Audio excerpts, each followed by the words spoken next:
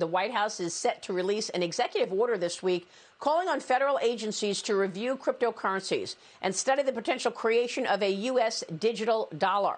Joining me right now is Bitcoin Policy Institute Fellow and Florida Atlantic University Assistant Professor of Economics, William Luther. William, great to have you this morning. Thanks so much for being here.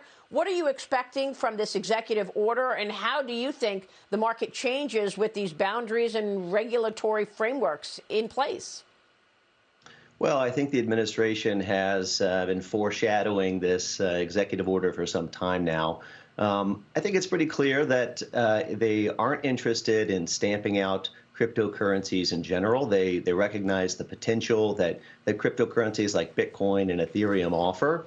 And instead, they just want to make sure that exchanges are complying with Know Your Customer laws, and that individuals are reporting their capital gains, the sort of regulations that we already have on the books. They just want to make those things a bit more clear.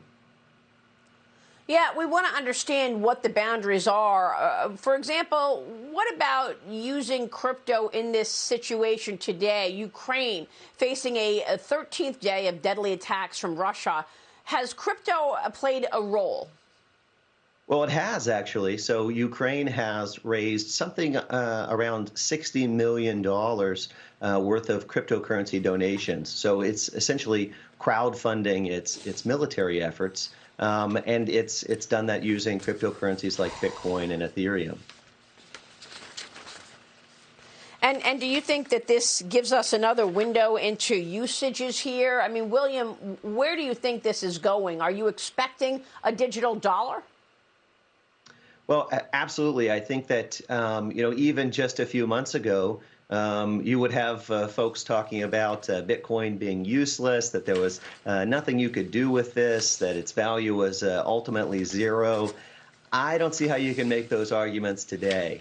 Bitcoin allows fast and final payments, and if you're facing an existential threat like Ukraine is today, then you don't have time to wait around for 3 days for a bank to clear your transaction.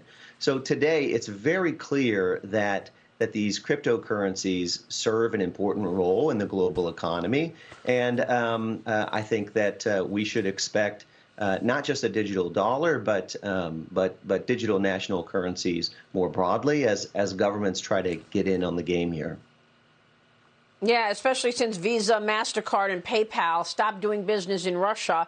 And you're seeing a freeze on Russian banks, and Russia looking to China to step in here and help in terms of issuing cards. William, it's a long and winding story. We appreciate you weighing in. William Luther joining us this morning on Crypto. We'll see you soon, William. Thank you.